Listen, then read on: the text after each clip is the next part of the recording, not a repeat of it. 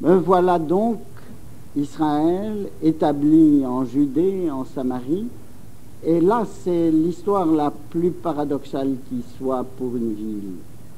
Les Hébreux ont la conviction de ce que le Dieu d'Abraham, d'Isaac et de Jacob est le Dieu du ciel et de la terre. Et ils ont conscience d'être les dépositaires de son témoignage. Et ce témoignage n'est pas anodin. Ce témoignage touche aux plus profondes significations de l'homme. Dire aux nations qui ont une multitude de dieux, il n'y a qu'un Dieu, le Dieu du ciel et de la terre, c'est nier la validité des religions du monde, mais c'est aussi nier la validité des régimes politiques que ces religions fondent. Pour être plus concret,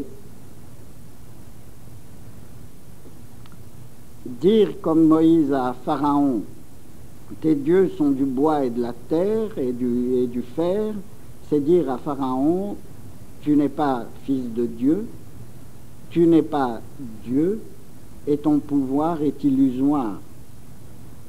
Et je crois que les nations de la terre ont parfaitement compris quel danger représentait pour eux ce qui est devenu par la suite le monothéisme des Hébreux.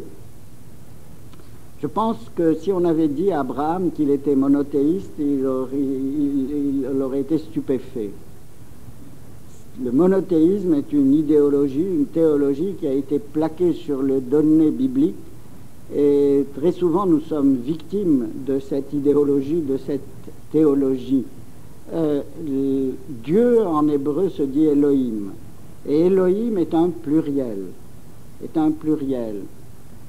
de même que les faces de l'homme sont un mot au pluriel, panim. Le mot pen n'est jamais employé pour désigner la face de l'homme. Pourquoi? Parce que l'homme n'a pas qu'une seule face. J'ai mon visage d'enfant, et j'ai mon visage de vieillard, et j'ai mon visage d'adulte, j'ai mon visage de grâce, et j'ai mon visage de colère, j'ai mon visage de bonté, et j'ai mon visage de méchanceté.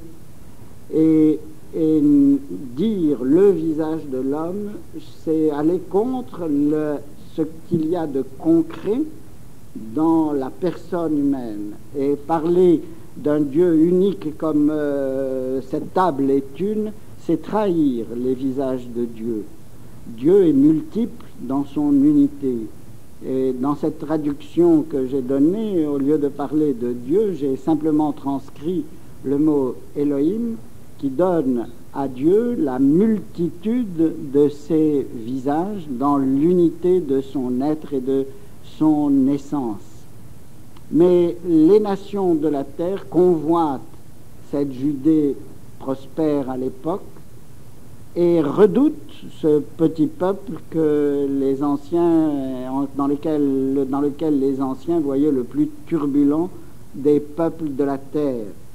Et ces deux raisons, la turbulence d'Israël, la richesse de sa terre, vont faire qu'il connaîtra les invasions de tous les empires de l'Antiquité. Ce sont les Égyptiens, et puis les Assyriens et les Babyloniens, et puis ensuite les Perses, et après les Grecs, et enfin les Romains qui envahissent sa terre.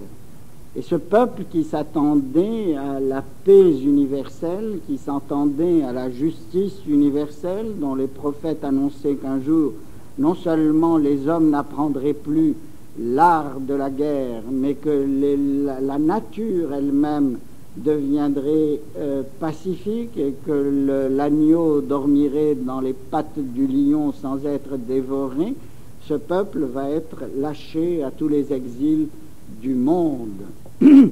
Folie, me direz-vous, que ces idéaux des prophètes? Oui, véritablement folie, est la pire d'entre toutes, celle qui se définit très clairement à partir de Daniel, c'est que la mort elle-même finira par être vaincu. On mettra un écriteau dans les cimetières, fermé pour cause de décès, mais il n'y aura plus de mort. Et on me dit, vos prophètes sont fous. Ils sont fous, mais c'est pas plus fou d'annoncer la défaite finale de la mort et la résurrection d'entre les morts que d'annoncer que l'homme sera juste, qu'un homme nouveau aura un cœur d'or, un cœur de bonté. Et c'est cette folie qui décrit l'homme comme il n'est pas, qui s'attend à un homme nouveau, qui va alimenter l'espérance, l'attente d'Israël, puis de la chrétienté de siècle en siècle.